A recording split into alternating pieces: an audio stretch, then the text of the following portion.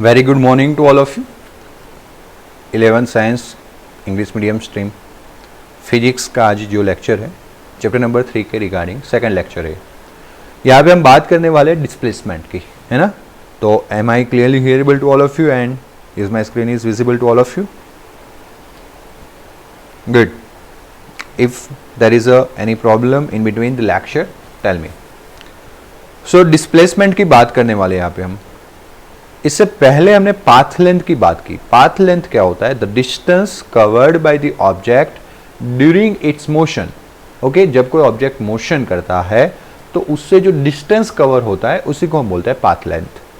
हम यहां पे बात करने वाले डिस्प्लेसमेंट की। So it is useful to define another quantity displacement as a change in position. हम मोशन के डिस्क्रिप्शन की बात कर रहे हैं और मोशंस के डिस्क्रिप्शन में जैसे एक क्वांटिटी है path length my dear students, वैसे दूसरी एक क्वांटिटी है that is the displacement. Okay, जैसे हमने पाथ लेंथ को डिफाइन किया, total distance covered by the object during its motion, that is known as path length. वैसे चेंज इन पोजीशन उसको हम बोलते हैं डिस्प्लेसमेंट। क्या बोलते हैं? Displacement. Then let x1 and x2 किसी पोजीशन को रिप्रेजेंट करने के लिए हम x कोऑर्डिनेट यूज करते हैं और हम जस्ट यहाँ पे इस चैप्टर में वन डायमेंशनल के बारे में टॉक करने वाले हैं। अगर टू डायमेंशनल पॉइंट होता तो आपको पता है 7th चैप्टर ऑफ मैथमेटिक्स आपने 10th में पढ़ा था, geometry coordinates. Okay, x, y ऐसे रिप्रेजेंट करते हैं, लेकिन हम अभी सिर्फ वन डायमेंशनल की बात कर रहे हैं। That's why x1 and second position is x2 with the position of the object at the time t1 and t2। दो टाइम लिए हमने। t1 this is the starting time, उस पे पोजीशन x1 है, और t2 that is and time, उस पे position x2 है। So the displacement denoted by that is delta x। Displacement जो है वो हम डेल्टा x से डिनोट करते हैं in the time interval delta t। Okay, that is nothing but t2 minus t1, और the difference between the position that is final position minus initial position x2 minus x1। Delta x will be या delta x equals to x2 minus x1। देखो, जैसे कि मैं एक simple सा example देता हूँ। आपके पास अभी जो पॉकेट मनी है वो 500 रुपीज़ है ना। मेरी सारी बातें मनी रिलेटेड होगी ताकि आपको समझ में आए क्योंकि आपको और मुझे दोनों को मनी पसंद है। हम पढ़ क्यों रहे या मैं पढ़ा क्यों रहा हूँ? फॉर अर्निंग पर्पस, है ना। आप पढ़ रहे हो अच्छा क्योंकि आप बड़े होके बड़े बड़े इंजीनियर्स बनो, बड़े बड़े डॉक्टर्स बनो, चाहे जो भी हो, जिस भी फील्ड में जाओ, आप उतनी अपॉर्चुनिटीज को गेन करो ताकि आपका अर्निंग अच्छा हो। वही आपका मेन एम होता है। ओके, तो चलो वही एग्जांपल से समझते हैं। मान लो कि आपके पास 500 रुपीज है। So your initial pocket money is 500 rupees. मान लो कि समहाउ आपका जो पॉकेट मनी है वो हो गया 2000 रुपीज। कितना हो गया? 2000 rupees. So your final money, pocket money is 2000 rupees. तो initially 500 and finally 2000. Okay, initially 500 and finally 2000 rupees. So what is the change in your pocket money? Pocket money में change क्या है? Tell me fast. आपको answer देना है through the comment. Good, Harsh. 1500 rupees. Okay? So आपने क्या किया होगा? Final money minus initial money. Finally था 2000 और initially था 500. तो 2000 minus 500 and that will be your 1500. Okay? तो वो आपको मिला 1500 increase. Very good, क्योंकि प्लस आया। तो कहने का मतलब ये था कि दिस इज द चेंज। जब भी आप चेंज फाइंड करते हो, चेंज के लिए हम यूज करते हैं फाइनल माइनस इनिशियल। क्या यूज करते हैं? Final minus initial. And that's why delta x, change in position. Change in position is nothing but final position that is x2 minus initial position that is x1। We use this Greek letter delta, ये बोलते हैं delta x. Delta के लिए मैं आपको अभी से clear कर लेता हूं, इसको भी डेल्टा बोलते हैं, इसको भी डेल्टा बोलते हैं और इसको भी डेल्टा बोलते हैं। ये तीनों के तीनों डेल्टा फंक्शन है। बट जब कोई बड़ा चेंज हो तो हम इस डेल्टा को यूज करते हैं, जब कोई छोटा चेंज हो तो हम इस डेल्टा को यूज करते हैं, और दिस डी यानी डेरिवेशंस में यूज होता है। बता तो चेंज ही रहा है। इसके बाद मानो कि सब में एक्स रख देता हूं तो मतलब सबका मीनिंग तो सेम ही है। Change in position, change in position, change in position, x represents the position. तो सबका मीनिंग सेम है, चेंज इन पोजीशन। लेकिन जब बड़ा चेंज हो, बड़ा टाइम इंटरवल हो तो ए डेल्टा यूज करते हैं, ट्रायंगल वाला। जब छोटा चेंज हो तो स्मॉल डेल्टा यूज करते हैं, और जब डेरिवेशन वाला हो तो हम डी यूज करते हैं। बात समझ में आ गई? हाँ या ना? है ना? रिप्लाई दो मुझे। गुड। नाउ बेटा आगे बढ़ते हैं। If x2 greater than x1, अगर x2 x1 से बड़ा है, then delta x is positive. Why because x2 में से x1 कट कर रहा है, जस्ट जैसे अभी 500 और 2000 था तो 2000 माइनस 500 1500 आ गया। बट मैं वही जगह वैसा बोलता कि इनिशियल पॉकेट मनी 500 है और फिर आपका 100 हो गया तो कितना चेंज आता, बोलो फटाफट से। इनिशियल पॉकेट मनी 500 है और फिर फाइनली आपका 100 हो गया तो चेंज इन पॉकेट मनी क्या होता, very good, -400। Minus represent decrease in a money, okay. Likewise यहाँ पे x2 minus x1, x2 greater than x1 है मतलब कि पॉजिटिव, और if x2 less than x1 final position कम है इनिशियल पोजीशन से, then delta x will be a negative. तो यहाँ पे डेल्टा x यानी डिस्प्लेसमेंट, चेंज इन पोजीशन यानी डिस्प्लेसमेंट, वो डेल्टा x का वैल्यू हमने देखा पॉजिटिव भी हो सकता है, नेगेटिव भी हो सकता है और जीरो भी हो सकता है when x1 and x2 both are same, okay. So displacement may be positive, may be negative, it may be zero, but your path length which is covered by the, या तो फिर distance covered by the object which is known an path length, that is always positive. कितना distance cover किया तो negative में थोड़ी ना बोलने वाले, 40 किलोमीटर कवर किया, 50 किया, 60 किया। अब जिस जगह से मानो कि हालोल से बड़ोड़ा गए, बड़ोड़ा से वापस हालोल आ गए, 45 जाने का, 45 किलोमीटर आने का, 90 किलोमीटर आपने ट्रैवल किया, तो distance travel by the object is always positive, distance travel by the object is always positive and hence path length is always positive, whereas the displacement may be zero, may be negative, may be positive, okay। तो ये difference clear हो गया सबको, आपको है या ना, फटाफट से बताओ। Good. Displacement has a both magnitude as well as direction. A plus minus sign आया, प्लस माइनस साइन क्या इंडिकेट कर रहा है बेटा, डिस्प्लेसमेंट के पास डायरेक्शन है ना। आपको बताया कि भाई कोई बंदा डिस्प्लेस हो गया है, मतलब कि कोई फैमिली था हमारे नेबर्स में, वो डिस्प्लेस हो गए, मतलब 400 किलोमीटर दूर चले गए, लेकिन कहाँ गए भाई, महाराष्ट्र गए, मुंबई में गए हैं, इस साइड राजस्थान में गए हैं, एमपी में गए हैं, कहाँ गए, डायरेक्शन की बात को करनी पड़ेगी ना हमें, and that's why displacement always required magnitude as well as direction. Magnitude के साथ किसकी जरूरत है, डायरेक्शन की जरूरत है, okay. So displacement has a both magnitude as well as direction. Such quantities are represented by vectors, और ऐसी क्वांटिटी जिनको रिप्रेजेंट करने के लिए we require magnitude with the direction, या तो फिर magnitude and direction, those quantities are known as vector quantity, उनको हम बोलते हैं vector quantity। क्या बोलते हैं, vector quantity। You will read about vector in the next chapter। ज्यादातर हम बातें वेक्टर की नेक्स्ट चैप्टर 4th चैप्टर में करने वाले हैं, क्योंकि यहाँ पे वेक्टर का जो फिनोमिनन है वो तो प्लस माइनस से सेपरेट हो जाएगा, ओके। चलो, presently we are dealing with the motion, हम यहाँ पे मोशन के साथ डील कर रहे हैं, और that is along the straight line यानी कि rectilinear motion only, and this is one dimensional motion, वो एक सिर्फ वन डायमेंशनल मोशन है।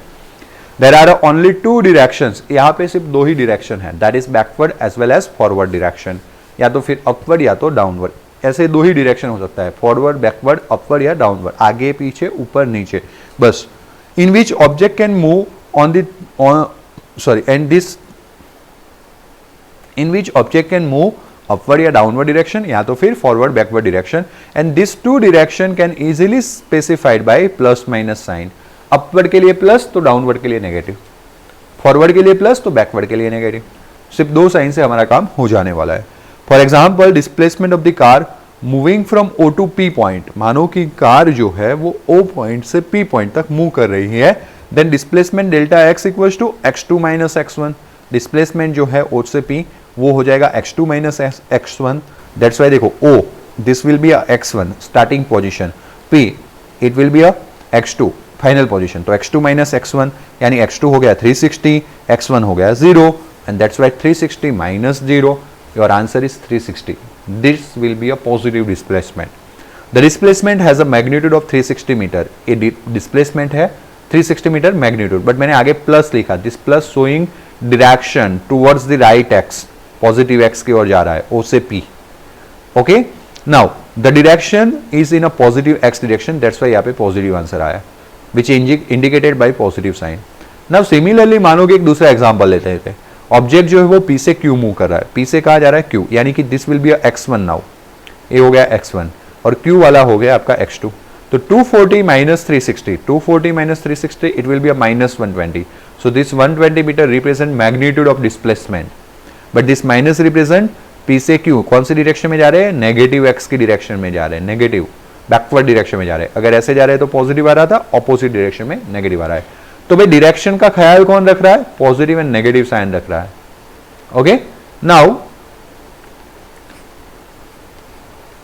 the negative sign indicates the direction of the displacement and thus it is not necessary to use vector notation. It is not necessary to use vector notation for discussing the motion of object in a one dimensional. इसलिए जब हम one dimensional के साथ deal करते हैं तो हमें जरूरी नहीं है कि वेक्टर नोटेशन यूज करना ही पड़ेगा. ओके, बाकी वेक्टर नोटेशन कैसा आता है? डेल्टा एक्स ऐसे वेक्टर आता है. ये सारी बातें हम, ये जो वेक्टर है उसका सिंबल रिप्रेजेंटेशन हम 4th चैप्टर के अंदर करने वाले, यहाँ पे उसको थोड़ा स्किप करते हैं. तो यहाँ पे हम ध्यान रखेंगे कि जब प्लस माइनस साइन रख रहे हैं इटसेल्फ वेक्टर नोटेशन आ गया.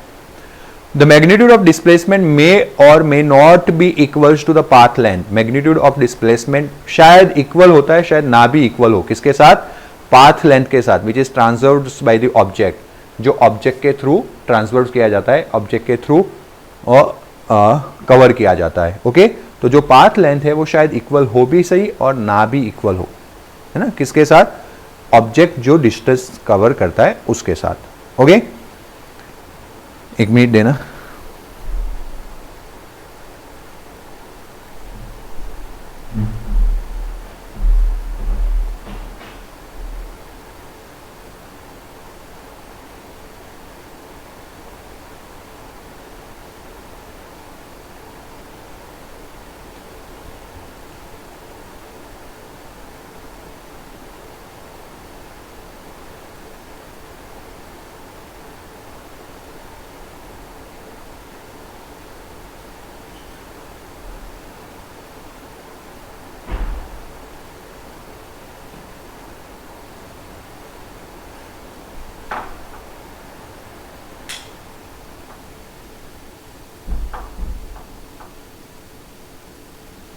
Okay, sorry. So the magnitude of displacement may or may not be equals to the path length traversed by the object. कैसे? मैं बताता हूं. जैसे कि हम अलग अलग केसेस लेंगे. मान लो कि हमने O2P ट्रैवलिंग वाला केस लिया. अब उसमें अभी हमने देखा था delta x, it will be a plus 360 metre. But अगर लेंथ की भी बात कवर करें, टोटल लेंथ या डिस्टेंस ट्रैवल्ड बाय ऑब्जेक्ट वो भी बात करें तो वो भी 360 मीटर है. तो इसमें प्लस माइनस नहीं रहता, length will be always positive. Path length की बात करते हैं तो कहने का मतलब इसका मैग्नीट्यूड 360 मीटर, इसका भी magnitude 360 metre, both are equal. But अगर हम P2Q की बात करें, ओके, अगर हम P2Q की बात करते हैं, एक काम करते हैं, O से P और P से वापस Q की बात करते हैं, तो उस वक्त पाथ लेंथ कितना होगा? तो that will be up O2P होता था 360 और P2Q वापस जाना था 240. ये दोनों का समेशन, सॉरी 120, ये दोनों का समेशन रहेगा 480. एक केसेस अगर आपको याद नहीं है तो वापस मैं फिगर में जा रहा हूं. देखो, O से P, O 0 था और यहाँ पे 360, डिस्टेंस भी 360, डिस्प्लेसमेंट भी 360, 360 माइनस 0 अभी हमने किया था. बट अब ऑब्जेक्ट O से जा रहा है P और P से आ रहा है Q, तो P2Q डिस्टेंस कितना था भाई? 240 माइनस 360 कितना था? 120. या तो फिर यहाँ पे 40 40 40 तीन बार 120. तो टोटल डिस्टेंस कितना ट्रैवल किया? तो O से P जाने में 360 ट्रैवल किया, O से P जाने में 360 ट्रैवल किया, P से Q जाने में 120 ट्रैवल किया, यानी कि टोटल पाथ लेंथ कितना हुआ? 480 metre. But when we talk about the displacement, तो what is your initial point? O. What is your final point? That is Q. तो Q का क्या है बेटा? 240 कोऑर्डिनेट्स और O का पोजीशन क्या है? 0. तो यहां पे आंसर आ गया 240 metre. So there are two case of the motion, in one O2P और in the second O2P P2Q. यहां पे स्ट्रेट डायरेक्शन है, यहां पे स्ट्रेट डायरेक्शन में जाने के बाद थोड़ा बैकवर्ड डायरेक्शन भी है.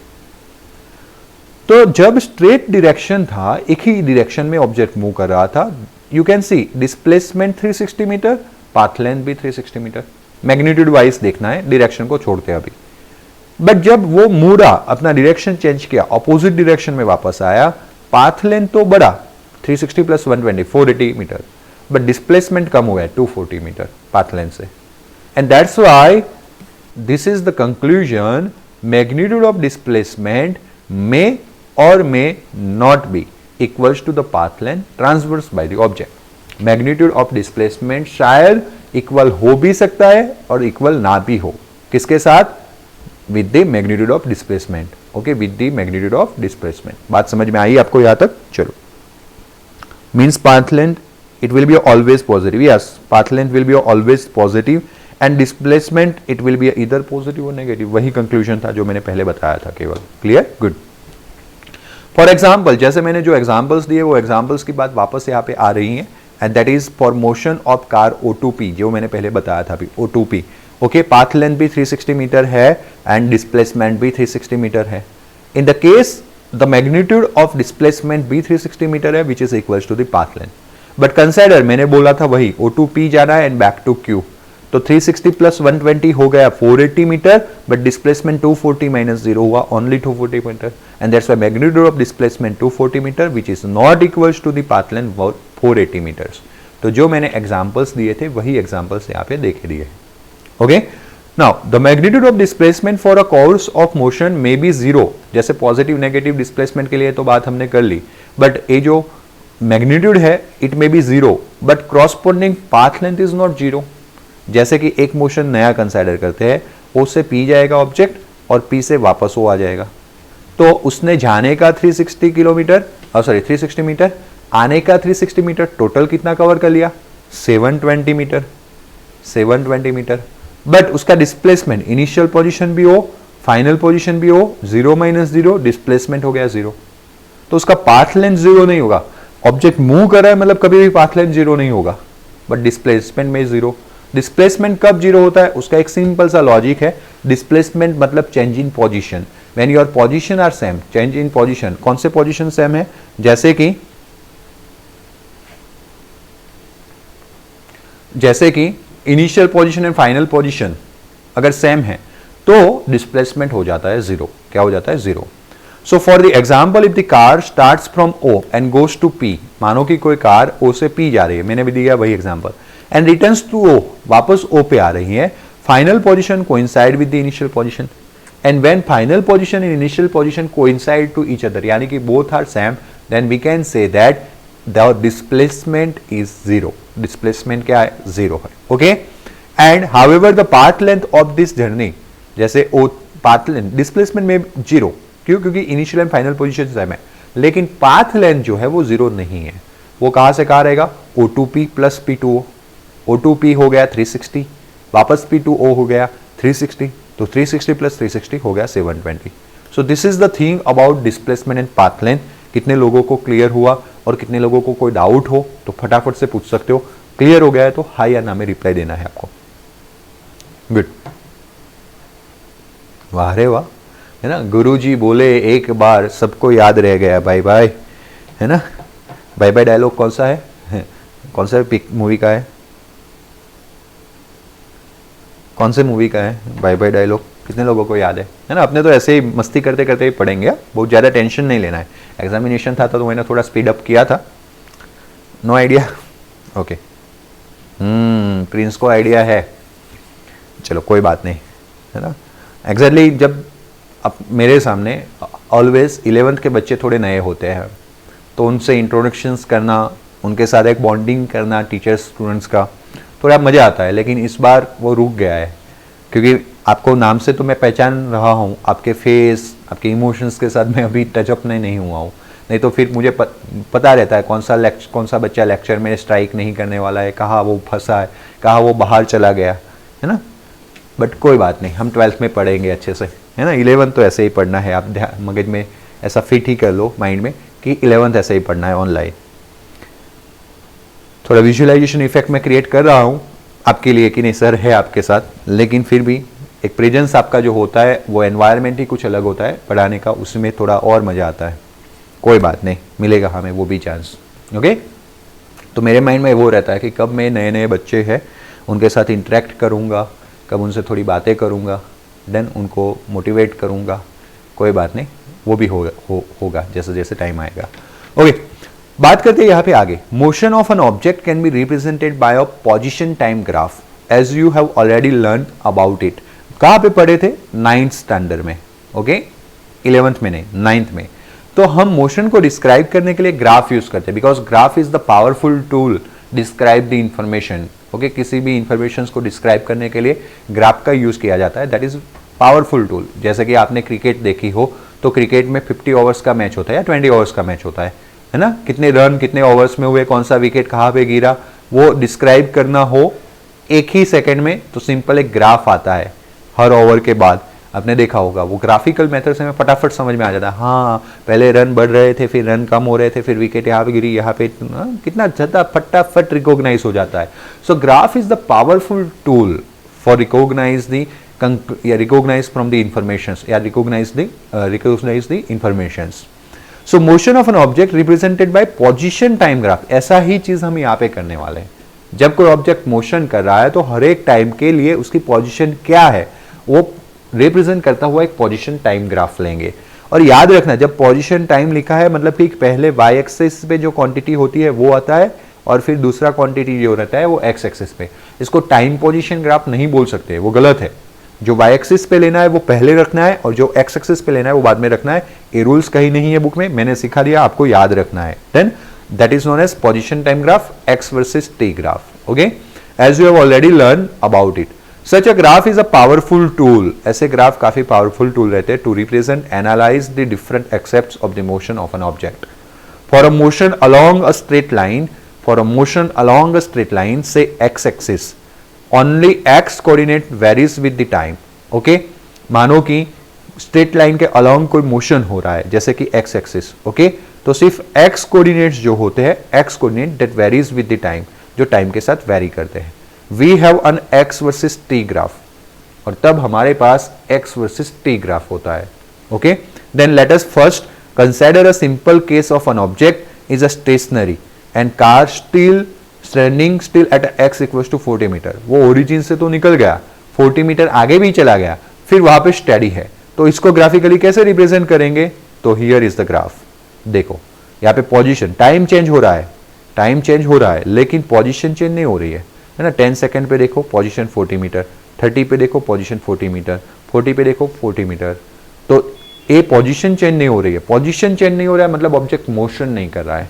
पोजीशन चेंज नहीं हो रहा है मतलब ऑब्जेक्ट मोशन नहीं कर रहा है। और अगर ऑब्जेक्ट मोशन नहीं कर रहा है मतलब ऑब्जेक्ट स्टेडी है। कैसा है? स्टेडी। क्लियर है? चलो, particle is at a rest position, object is at a rest position. और जब ऐसे स्टेडी ग्राफ हो पोजीशन वर्सेस टाइम में, तब वो ग्राफ टाइम एक्सिस को पैरेलल रहता है ना। जब ग्राफ किसी जगह पे टाइम एक्सिस को पैरेलल है, x वर्सेस t ग्राफ में ग्राफ का पोर्शन टाइम को पैरेलल है, मतलब कि उस टाइम में ऑब्जेक्ट स्टेडी था। कैसा था? स्टेडी। तो देखो कंक्लूजन और ग्राफ कैसा होता है या फिर ग्राफ से क्या कंक्लूजन निकलता है वो माइंड में फिट करना है। हम इसको इसीलिए यहाँ पे सीख रहे हैं। The position time graph is the straight line. Position time graph जो है that will be a straight line to the time axis. Okay, time axis पे वो क्या है? स्ट्रेट लाइन है, और या तो फिर पैरेलल लाइन रहता है। Now if an object moving along the straight line, मानो कि कोई ऑब्जेक्ट जो है वो मूव कर रहा है along the straight line and covers equal distance in equal time intervals of the time. जैसे कि पहले 5 सेकंड में 10 किलोमीटर, तो दूसरे 5 सेकंड में अगेन 10 किलोमीटर, और 5 सेकंड में 10 kilometre. Okay, it is said to be a uniform motion. तब हम बोलते हैं equal time interval, equal distance covered, उसको हम बोलते हैं यूनिफॉर्म मोशन। क्या बोलते हैं? Uniform motion along a straight line. And so figure shows the position versus time graph of such a motion. और ऐसे मोशन का ग्राफ आपको यहाँ पे दिया गया है यूनिफॉर्म। ओके, तब जाके वो स्ट्रेट लाइन होता है ऐसे। और जब भी x versus t graph straight line हो, जैसे यहाँ पे straight line and parallel to axis time axis हो, तो ऑब्जेक्ट जो स्टेडी है। और मानो कि ग्राफ ऐसे स्ट्रेट लाइन है कहीं पे भी, ऐसा नहीं कि ओरिजिन में से पास होना चाहिए, ऐसे स्ट्रेट लाइन है, तब आपको समझना है कि इक्वल टाइम इंटरवल में इक्वल डिस्टेंस कवर हो रहा है। ओके, तो ये दोनों कंक्लूजन कितने लोगों को याद रहे? है ना, छोटी छोटी बातें याद रखते जाएंगे और समझते जाएंगे। Good. Now let us consider another motion, या तो फिर consider the motion of car that starts from the rest position. एक ऐसा मोशन ध्यान में लेते हैं जो रेस्ट पोजीशन से स्टार्ट कर रहा है, t = 0 second from the origin O and pick up speed till t = 10 second. Thereafter moves with the uniform speed till t = 18 second. then brakes are applied and car stops at a t equals to 20 second and x equals to 296 which is shown in the position graph number 3। देखो इसकी बात हो रही थी, इस graph को अच्छे से याद रख लेना, अपने माइंड में इसका एक क्लियर इमेज रख लेना। मुझे वैल्यूज नहीं चाहिए, ग्राफ का इमेज चाहिए, क्योंकि आगे के कुछ लेक्चर्स तक जब तक एक्सेलरेशन नाम का क्वांटिटी नहीं आएगा हम इसी को ही याद करने वाले हैं। ओके, तो अच्छे से समझ लेना आप लोग। तो देखो बेटा यहां पे क्या बता रहा है, 0 से लेके 2 सेकंड तक स्टेडी था, फिर 2 से लेके ऐसे ऐसे 0 से लेके 8 भी बोल सकते हो, धीरे धीरे धीरे धीरे, वैसे एग्जैक्टली स्टेडी नहीं है क्योंकि यहाँ पे दिखा दे रहा है ब्लैक लाइन और ब्लू लाइन अलग दिख दे रहा है। तो 0 से लेके 8 सेकंड तक उसने मोशन किया, लेकिन स्ट्रेट लाइन नहीं था, कर्व था, है ना। तो यहाँ पे देखो 0 सेकंड से लेके 8 सेकंड ने 10 टिल सेकंड उसने पिकअप किया, स्पीड बढ़ाया। ओके, तो चलो थोड़ा आगे जाते, अप टू हियर। ओके, एक कर्वेचर ग्राफ है, कर्वेचर ग्राफ है मतलब नॉन यूनिफॉर्म मोशन। अगर यूनिफॉर्म होता तो जितना टाइम इंटरवल मिला था उतने टाइम इंटरवल में सेम डिस्टेंस कवर करता। फिर यू कैन सी 10 to 18 यहां पे, दिस विल बी 18, 10 to 18 वो एकदम स्ट्रेट लाइन है। कैसा लाइन है? Straight line. That means equal time interval, equal distance cover. फिर 18 to 20 उसने ब्रेक लगाया। क्या लगाया? ब्रेक। तो धीरे धीरे डिस्टेंस कवर होना कम हुआ। और फिर 20 to 22 ब्रेक लगाया तो ऑब्जेक्ट स्टेडी हो गया। देखो स्टेडी ऑब्जेक्ट के लिए हॉरिजॉन्टल लाइन, टाइम एक्सिस को पैरेलल लाइन। तो यहाँ पे बात हुई पहले 0 to 10 speed up, 10 to 18 uniform motion because straight line था, और देन स्पीड ब्रेक लगाया तो ऐसा थोड़ा डिस्टेंस कवर करके फिर स्टेडी हो गया। Then brakes applied and at 296 metre, ये अगर आप ऐसे ट्रैक करोगे तो 296 मीटर मिलेगा, वो स्टॉप हो गया। Position time graph for this case is shown in the figure and उसी को हम आगे बढ़ाने वाले हैं। लेकिन उससे आगे जो दो क्वांटिटी है, नेम है उसका average velocity and average speed, जिसकी हम यहां पे अभी बात नहीं करने वाले हैं, जिसकी हम यहां पे अभी बात नहीं करने वाले हैं। क्लियर है? वो कल के लेक्चर में हम करेंगे ताकि एक स्टॉक में कंप्लीट हो। पूरा वेलोसिटी का पोर्शन है वो कल एक स्टॉक में कंप्लीट करेंगे। ओके, मेरे साथ जुड़े रहिए।